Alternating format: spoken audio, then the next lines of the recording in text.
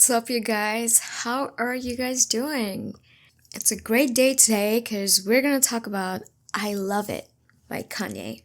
And we are going to analyze it. Let's get started. You know, in the old days, they couldn't say the shit they wanted to say. They had the fake orgasms and shit. We can tell niggas today, hey, I want to come, motherfucker. So, first of all, when I first heard it, I was like, holy goddamn, that's so feminist. Don't you think so? This lady, she's saying that back in the day, women couldn't ask to be satisfied. Women couldn't ask for anything. But now, today, they can raise their voice and ask what we want to do. We have this opportunity that we can say what we want. We can ask for our pleasures to be fulfilled as well. We can say that. And then Kanye says that you're such a fucking hoe, I love it. You're such a fucking hoe, I love it. You're such a fucking hoe, I love it. Your boyfriend is a dork, make loving. And I feel like that's such a strong, powerful statement. He's basically saying, I love that women have rights. I love that women have the opportunity to choose for themselves and have a consent and a say in things because women deserve it as much as men do. Isn't that beautiful? I mean, I don't know what to say. I feel like it's so beautiful. He's being an ally, a supportive, a feminist here. Then he says, your boyfriend is a dork, McLovin.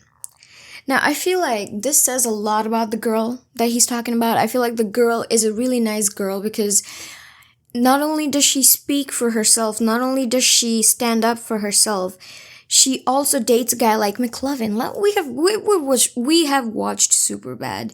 McLovin is a dork. McLovin is a nerd. McLovin is the best. I love McLovin. I would date McLovin any day because he's so sweet and honest. And I like sweet and honest guys. So I feel like when she's dating a guy like McLovin, that says a lot about her. That means she's a down-to-earth girl, right? I like this girl. Now let's talk about the Kanye line that says, Ho. When the first time they asked you want sparkling or still? Are you trying to act like you was drinking sparkling water before you came out here? Why are you trying to act like you was drinking sparkling water before you came out here? Now, what does he mean by that? You know what I think? I think he's talking about all the people who come from nowhere, and when they somehow achieve something or make it, they pretend that they already knew this lifestyle. They pretend that they always belonged. But the truth is, we can't pretend to be something. We are what we are. We can't pretend to be something just so we can fit in.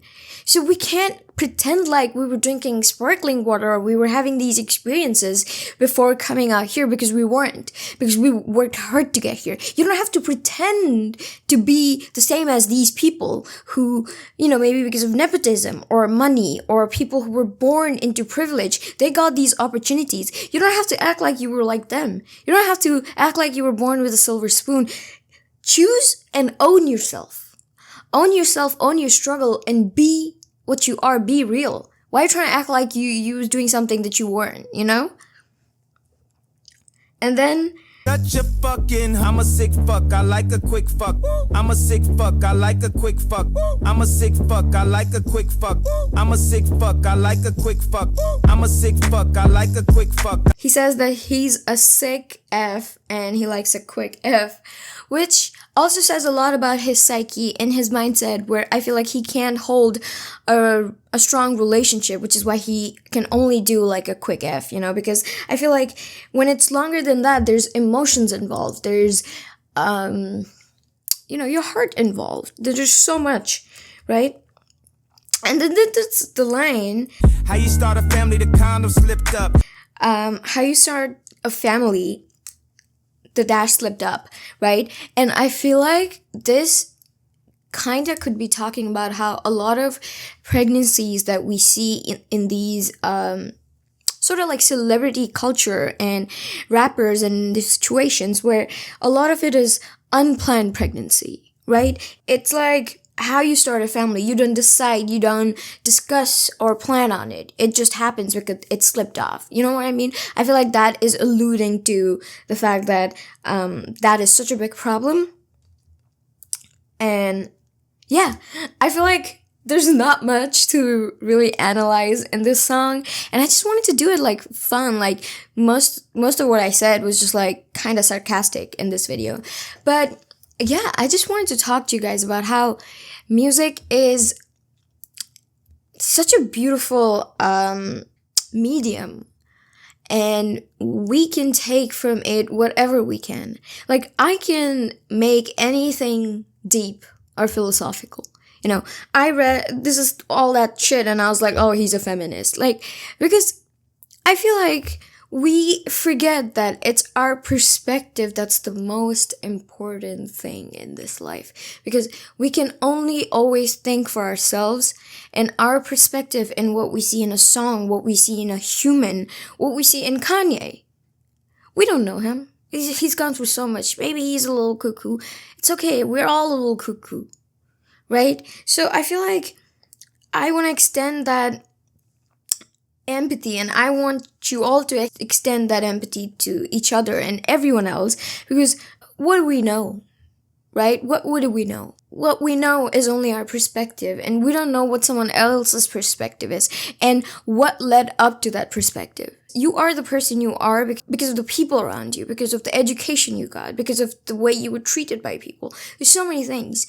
So when I see somebody have a different perspective, I just think about the different sort of life they have had, the different soul that they have. It makes me understand people better. So yeah, that's all for this video. I hope you guys liked it, and if you did, subscribe, because why not? You see how comfortable I'm getting talking to you guys? Yeah? Okay. Yeah, I'll see you guys in the next one. All right. Bye.